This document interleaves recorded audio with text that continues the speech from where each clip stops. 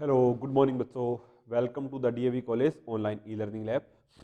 तो आज अपने डिस्कस करते हैं सिंपल हार्मोनिक ऑसिलेटर क्या होता है और इसकी फंक्शनिंग कैसी होती है और इसके क्या क्या रिजल्ट्स होते हैं। तो आपको जैसे मैंने वन डायमेंशनल इनफाइनाइट बॉक्स बताया था, पोटेंशियल स्टेप का केस डिस्कस किया था और पोटेंशियल बैरियर डिस्कस किया था। तो उसमें एक्चुअली क्या होता है, आपके पास पार्टिकल की एनर्जी गिवन होती है और पार्टिकल किस पोटेंशियल के अंडर मोशन कर रहा है आपको पोटेंशियल गिवन होता है। फिर आपको क्या कैलकुलेट करना होता है, वेव फंक्शन कैलकुलेट करना होता है, यानी उस पार्टिकल का नेचर कैसा होगा। या फिर दूसरी पॉसिबिलिटी ये होती है, आपको सिर्फ और सिर्फ पोटेंशियल गिवन होता है, उसके अंडर आपका पार्टिकल मोशन कर रहा है, तो उसके कोरस्पॉन्डिंग उसकी डिफरेंट एनर्जी लेवल्स क्या क्या हो सकते हैं, उसको बोलते हैं अपने energy eigen values. And wave functions क्या हो सकते हैं डिफरेंट, उसको बोलते हैं अपने आइगन फंक्शंस। तो अपने वही चीज कैलकुलेट करनी है। आपका कोई एक पार्टिकल है, उसके लिए यहाँ पे जैसे लिमिट दे रखी है, पार्टिकल आपका ये उसकी मीन पोजीशन है, इस मीन पोजीशन के about to and fro motion करता है, एक बार यहाँ पे जाता है, फिर यहाँ से वापस यहाँ पे आता है, फिर इस तरफ जाता है और यहाँ से वापस इस तरफ आता है। तो ये सिंपल हार्मोनिक मोशन है। ये एक प्लेन में हो सकती है अलोंग दी एक्स एक्सिस, अपने वन डायमेंशनल कंसिडर कर रहे हैं और एक्स एक्सिस के अलोंग उसकी मोशन है। तो उसकी मोशन है, तो जैसे अब मोशन कर रहा है तो उसके पास दोनों बोथ एनर्जीज कंटेन होती है, kinetic energy as well as potential energy. Kinetic energy होती है हाफ एम वी स्क्वायर, या फिर इन टर्म्स ऑफ मोमेंटम लिख सकते हैं उसको पी स्क्वायर अपॉन 2m, और पोटेंशियल एनर्जी होती है हाफ के एक्स स्क्वायर। तो आपको जो आपका पार्टिकल मोशन कर रहा है उसके कोरेस्पॉन्डिंग पोटेंशियल एनर्जी या फिर पोटेंशियल कैसा है वो आपको गिवन है, वो अंडरस्टूड है। यानी आपका कोई पार्टिकल है वो मोशन कर रहा है v x is equal to x axis के लॉन्ग, तो उसकी पोटेंशियल एनर्जी इस फॉर्म में गिवन है हाफ के एक्स स्क्वायर, या फिर अपने उसको लिख सकते हैं half m omega square x square. यहाँ पे एम होता है पार्टिकल का मास, एक्स होता है किसी इंस्टेंट पे उसका डिस्प्लेसमेंट, और ओमेगा होती है एंगुलर फ्रीक्वेंसी ऑफ ऑसिलेशन। तो ये पोटेंशियल एनर्जी अपने को गिवन है। तो अब एक्चुअली अपने को करना क्या है, इस गिवन पोटेंशियल एनर्जी के लिए सिंपल हार्मोनिक ऑसिलेटर है, उसके कोरेस्पॉन्डिंग अपने श्रोडिंजर वेव इक्वेशन लिखेंगे और उसके सॉल्यूशंस ऑब्टेन करेंगे। जैसे आपने वन डायमेंशनल बॉक्स किया था, 1D इनफाइनाइट बॉक्स किया था, आपने वेव फंक्शन कैलकुलेट किए थे और एनर्जी आइगन वैल्यूज कैलकुलेट की थी। सेम मेथड इसी में अपने को अटेम्प्ट करना है। तो अपने one dimensional time independent Schrodinger equation लिखेंगे, one dimensional time independent Schrodinger equation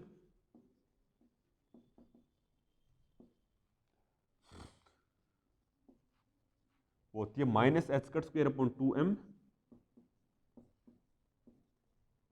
d square psi upon d x square. यहां पे psi as a function of x होता है अगर पार्टिकल की मोशन एक्स एक्सिस के लॉन्ग हो रही है, plus V x into psi x is equal to E into psi x. ठीक है, तो अब इस इक्वेशन को सिंप्लीफाई करेंगे, वी किस गए ये सब्स्टिट्यूट करेंगे और सिंप्लीफाई करेंगे। तो इसका थोड़ा सा और मॉडिफाई किया जाए, तो d square psi x upon d x square और plus 2m over h cut square और e माइनस वी एक्स और into psi x is equal to 0। अब ये v की वैल्यू है, यहां से उठा के इसके अंदर सब्स्टिट्यूट कर देंगे, फिर आगे प्रोसीड करते हैं।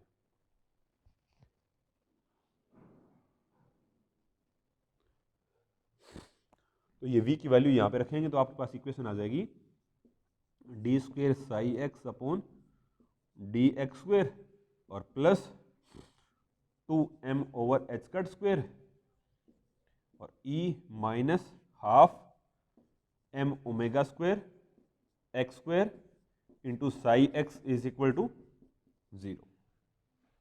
जस्ट v की वेरी वैल्यू सब्स्टिट्यूट की है और इस गिवन श्रोडिंजर इक्वेशन को थोड़ा सा रीअरेंज किया है।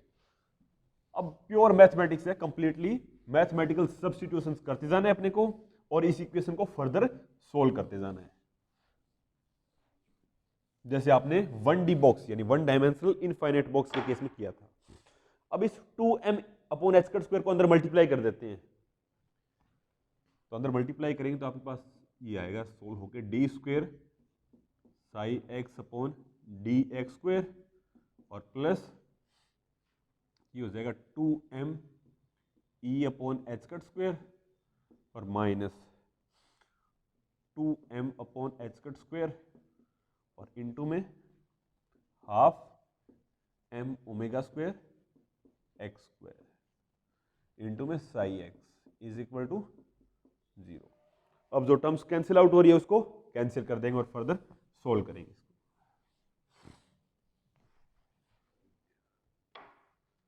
तो अब इसको सिंप्लीफाई करेंगे तो आपके पास आ जाएगा ये d square psi x upon d x square और plus 2me upon h cut square और माइनस 2 से 2 कैंसिल हो गया और कुछ कैंसिल हो रहा है m into m m square omega square x square. तो ये बन जाएगा आपके पास m square omega square upon h cut square x square और इंटू में psi of x is equal to 0। अब इसको मैं थोड़ा सा मॉडिफाई करके लिख लेता हूं, D square psi x upon d x square. ये स्टेप थोड़ा सा क्रूशियल है, यहां पे अटेंशन पे करने की जरूरत है। 2me upon h cut square और माइनस इसको एक तो मैं लिख रहा हूं m omega upon h cut, ठीक है। ये तो एक साथ तरफ कर दिया और एक तरफ इसको लिख रहा हूं मैं यानी m omega upon h cut और यानी इसका स्क्वायर रूट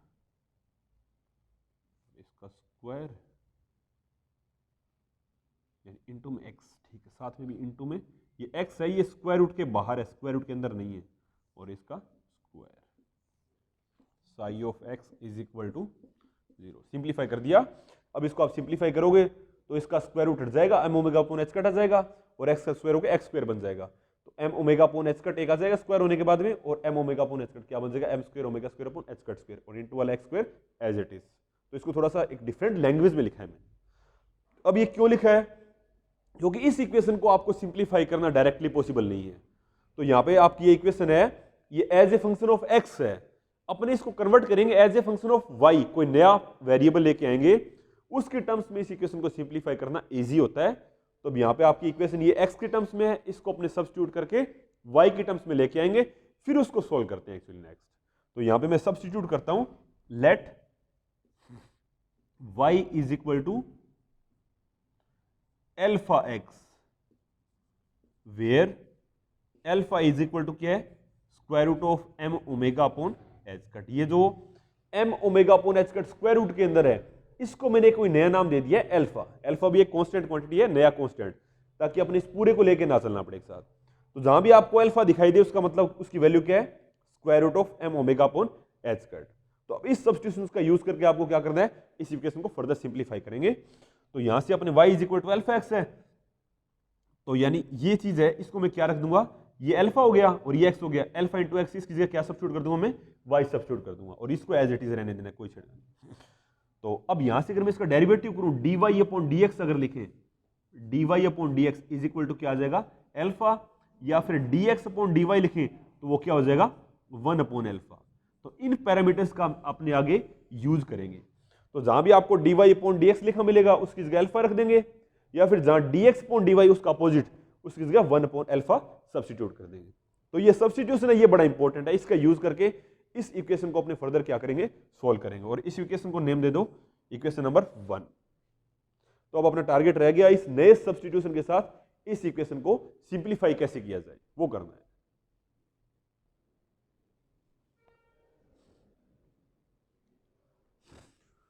ठीक है,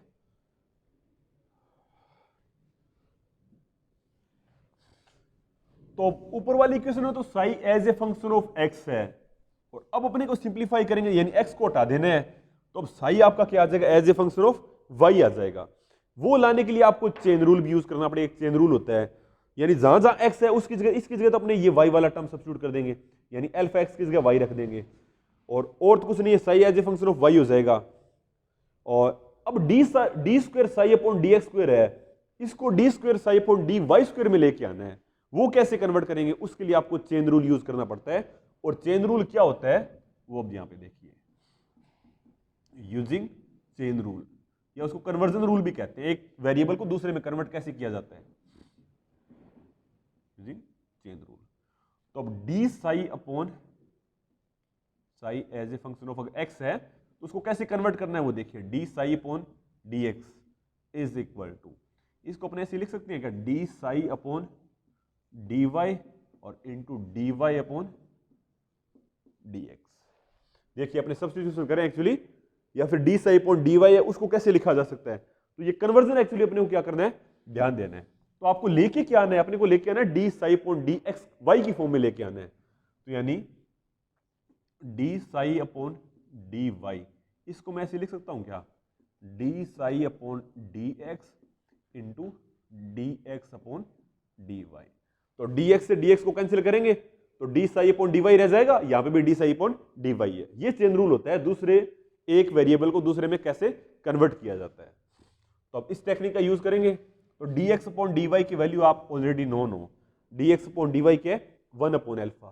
तो ये आपके पास सिंप्लीफाई होकर क्या आ जाएगा, यानी d psi upon d y is equal to simplify होकर आ जाएगा 1 अपॉन एल्फा और d psi upon d x.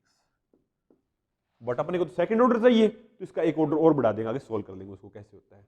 तो अब अगर आपने देखे next d square psi upon d y square चाहिए, तो इसका एक बार y के रिस्पेक्ट में डेरिवेटिव और कर दो, d psi upon d y.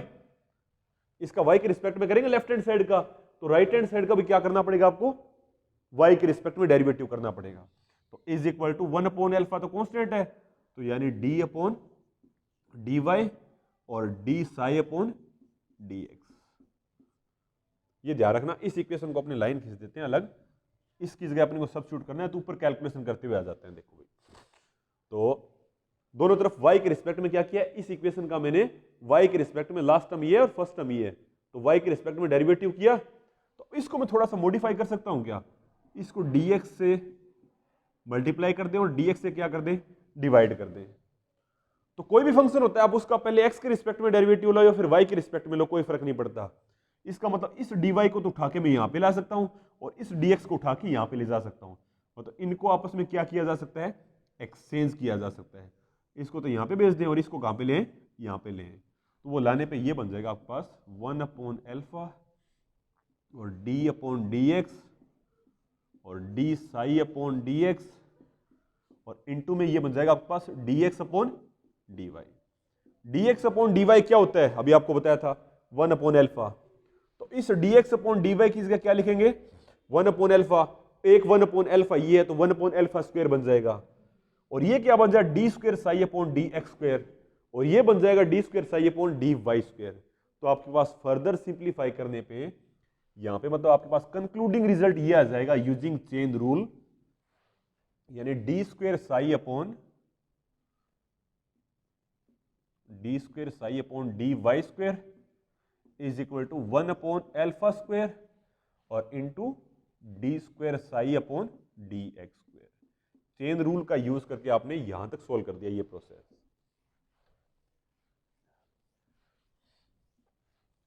तो अब इसको थोड़ा सा क्रॉस मल्टीप्लाई कर लें, तो आपको सब्स्टिट्यूट किसकी जगह करना है, D square psi upon d x square की जगह सब्स्टिट्यूट करना है। तो ये क्या हो जाएगा alpha square d square psi upon d y square, और एल्फा आपने क्या एज्यूम किया था, alpha is equal to square root of m omega upon h square. तो स्क्वायर करोगे तो ये स्क्वायर रूट हट जाएगा, तो आपके पास सिंप्लीफाई होने पे यानी d square psi upon d x square is equal to आ जाएगा m omega upon h cut और इनटू में d square psi upon d y square.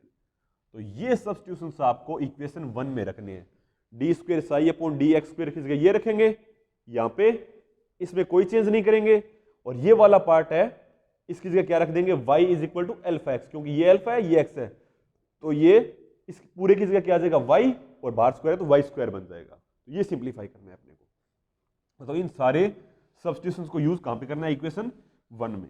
तो इक्वेशन 1 में यूज करोगे तो सोल्व करने पे आपके पास ये इक्वेशन 1 इस फॉर्म में आ जाती है। ये आ जाएगा आपके पास यानी m omega upon h cut और d square psi upon d y square. अब psi as a function of y हो गया, ये ध्यान रखना, क्योंकि आपने एक्स को क्या कर दिया, एलिमिनेट कर दिया है, प्लस का 2me upon h cut square minus ये m omega upon h cut तो एज इट इज है साइड का बाहर में, और इनटू में क्या होगा इसकी जगह y करेंगे तो ये y स्क्वायर, और psi as a function of y is equal to 0। तो अब आपके पास इक्वेशन 1 थी, उसमें आपने वेरिएबल कन्वर्जन किया, x को y में रिप्लेस किया, और फिर आप फर्दर इसको सिंप्लीफाई करते हो तो यहां तक पहुंच जाते हो। तो अब इस पूरी इक्वेशन को h cut upon m omega से मल्टीप्लाई करेंगे तो ये वाला पार्ट यहां से हट जाएगा, तो d square psi y upon d y square, और प्लस इसको भी h cut upon m omega से मल्टीप्लाई होगा क्योंकि ये अलग अलग स्टेप्स हैं, तो इसके अंदर भेज देते हैं अपने direct h cut upon m omega, तो यानी h cut upon m omega into 2me upon h cut square, और माइनस इसको h cut upon m omega से मल्टीप्लाई करेंगे तो ये अपोजिट है, ये m omega upon h cut है, तो कैंसिल आउट होके क्या रह जाएगा सिर्फ y square, psi y is equal to 0। इसको फर्दर और सिंप्लीफाई करेंगे तो ये d square psi upon d y square, और प्लस एक एच कट से एक एच कट कैंसिल, एक एम से एक एम कैंसिल, तो ये बच गया आपके पास 2e upon h cut omega, और माइनस वाई स्क्वायर, और psi as a function of y is equal to 0। अब ये 2e upon h cut omega ये भी एक कांस्टेंट वैल्यू ही है, इस जगह मैं ले लेता हूं लैम्डा, कोई एक नया वेरिएबल सब्स्टिट्यूट कर देता हूं लैम्डा, तो ये इक्वेशन आपकी सिंप्लीफाई होने पे आ जाएगी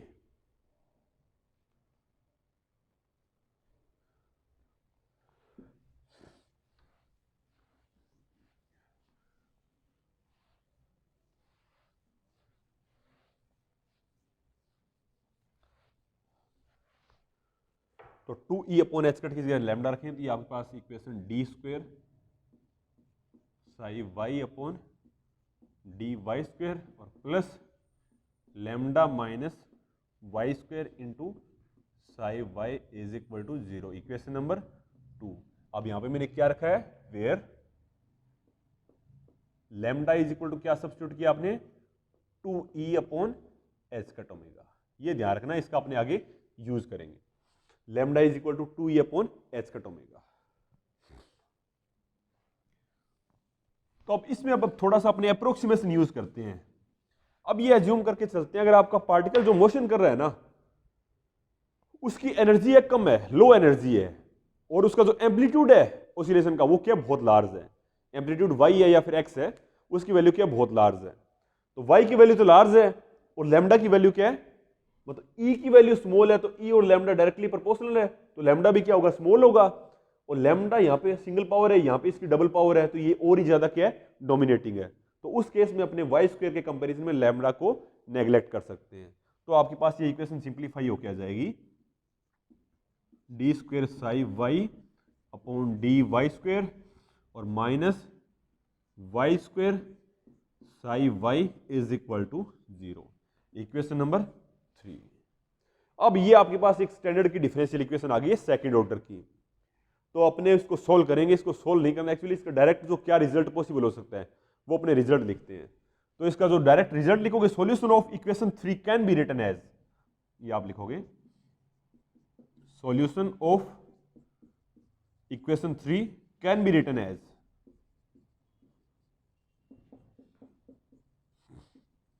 solution of equation 3 can be written as, तो वो हो जाएगा आपके पास यानी psi as a function of y is equal to, यहां पे एक तो आ जाएगा कोई constant, constant of normalization A as a function of n, और एक आएगा यहां पे एच एन वाई, और इनटू में आएगा e to the power minus y square upon 2, ठीक है, ये सॉल्यूशन आएगा। यहां पे ए एन है, ये कांस्टेंट ऑफ नॉर्मलाइजेशन बोलते हैं इसको, और ये पूरा फंक्शन है, ये क्या आएगा एक्चुअली इस डिफरेंशियल इक्वेशन का सॉल्यूशन आएगा, ये तो इसका सॉल्यूशन है पूरा, और ये एक्चुअली आपके पास क्या है, नॉर्मलाइजेशन कांस्टेंट है, तो ये पूरा n पे डिपेंड करे, तो यहां पे अपने क्या लगा देंगे, सबस्क्रिप्ट n लगा देंगे, क्योंकि साई भी as a function of n होगा, डिफरेंट n वैल्यूज के कॉरस्पॉन्डिंग साई की वैल्यू भी क्या होती है, डिफरेंट, जैसे आपने 1 डायमेंशनल बॉक्स में किया था, वेव फंक्शंस कैलकुलेट किए थे, n की डिफरेंट वैल्यूज के कॉरस्पॉन्डिंग डिफरेंट वेव फंक्शंस आते हैं। तो ये आपके पास एक स्टैंडर्ड इक्वेशन आ गई है वेव फंक्शन की फॉर्म में, और यहां पे अगर आपने कांस्टेंट ऑफ नॉर्मलाइजेशन को कैलकुलेट करते हो an को using the condition of normalization of given wave function, क्योंकि कोई भी वेव फंक्शन है वो नॉर्मलाइज्ड होना चाहिए गिवन रेंज के लिए। अगर उस कंडीशन का यूज करोगे तो आपको ए एन की वैल्यू मिलती है, where A n is equal to क्या होता है, वो होता है alpha upon 2 to the power n into factorial n into root pi इस होल की पावर हाफ।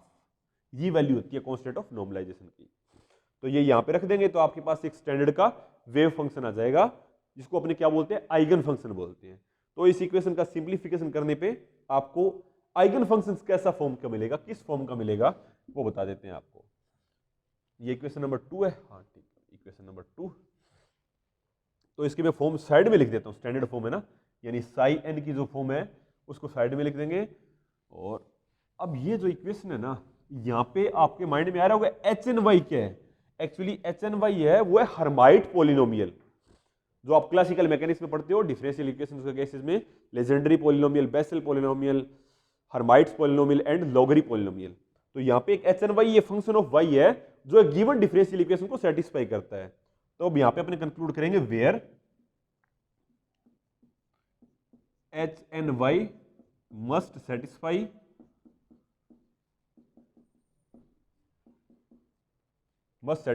इस डिफरेंशियल इक्वेशन को सेटिस्फाई करना चाहिए वो d square h upon d y square minus 2y D H upon d y और plus n minus 1 y is equal to 0, equation number 3।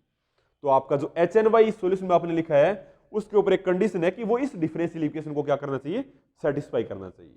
ठीक है, तो अब इक्वेशन 2 और 3 का अपने कंपैरिजन करते हैं ना, तो आपके पास लैम्डा और n में आपको एक रिलेशन मिलता है, वो रिलेशन कैलकुलेट करना है अपने को, यानी इस डिफरेंशियल इक्वेशन को इस पे यूज करेंगे, इनको सोल्व करेंगे फर्दर, वो सॉल्यूशन करने के बाद में आपको क्या मिलेगा, लैम्डा और n में एक रिलेशन मिलेगा। तो आप यहाँ पे बोलेंगे after solving equation 2 and 3 we get a relation between lambda and n। तो वो रिलेशन क्या मिलता है आपको, अब आप 2 और 3 को सोल्व करोगे तो आपको लैम्डा और n में रिलेशन मिलेगा, वो मिलेगा lambda is equal to 2n plus 1। ये रिलेशन मिलता है आपको लैम्डा और n के बीच में। तो आपको इसको सोल्व नहीं करना, आपको डायरेक्ट ये रिजल्ट लिखना है। तो रिजल्ट क्या आता है, lambda is equal to 2n1। तो इस लैम्डा की जगह ये रखेंगे यहाँ पे, फिर इसको सिंप्लीफाई करेंगे तो आपके पास रिजल्ट आएगा E is equal to n plus half h cut omega. तो यहाँ पे E है वो आपका डायरेक्टली n पे डिपेंड करे, तो NE के सबस्क्रिप्ट में अपने n लगा देते हैं। ये एक्सप्रेशन आ गया आपके पास energy eigen values for a simple harmonic oscillator. और यहाँ पे n की वैल्यू क्या होती है, n is equal to 0, 1, 2, 3 and so on up to infinite. और ये आपके पास क्या स्टैंडर्ड रिजल्ट आ गया, किसके लिए, गिवन वेव फंक्शन के लिए। अब आपके माइंड में आ रहा होगा आपने रिजल्ट अपने लेके तो स्टार्टिंग में x में चले थे और ये y में आ गया है, तो y की जगह वापस सब्स्टिट्यूट कर दो अल्फा x, कोई दिक्कत नहीं है। तो वो सब्स्टिट्यूट करने के बाद में आपका ये वेव फंक्शन इस फॉर्म में आ जाता है, स्टैंडर्ड यानी psi n alpha x is equal to alpha upon 2 to the power n into factorial n square root of pi whole power half और एच एन वाई की जगह अल्फा एक्स और e to power minus y की जगह alpha x लिखें तो alpha square x square upon 2। ये आ गया आपके पास wave function for a given simple harmonic oscillator. यहां पे भी n की वैल्यू क्या होती है, 0, 1, 2, 3 एंड सो ऑन। क्लियर, तो ये हो गया आपके पास सिंपल हार्मोनिक ऑसिलेटर का केस। तो आपके एग्जाम में क्वेश्चन ये आता है, सिंपल हार्मोनिक ऑसिलेटर गिवन है, उसके लिए एनर्जी आइगन वैल्यूज और आइगन फंक्शंस का एक्सप्रेशन आपको डेराइव करना होता है। ये एक्सप्रेशन तो होता है एनर्जी आइगन वैल्यूज का और ये एक्सप्रेशन होता है आइगन फंक्शंस का। तो यहां तक आपको कंक्लूड करना होता है और नेक्स्ट लेक्चर में इस पे बेस्ट कोई न्यूमेरिकल अटेम्प्ट करते हैं अपने। Okay, thank you so much बच्चों।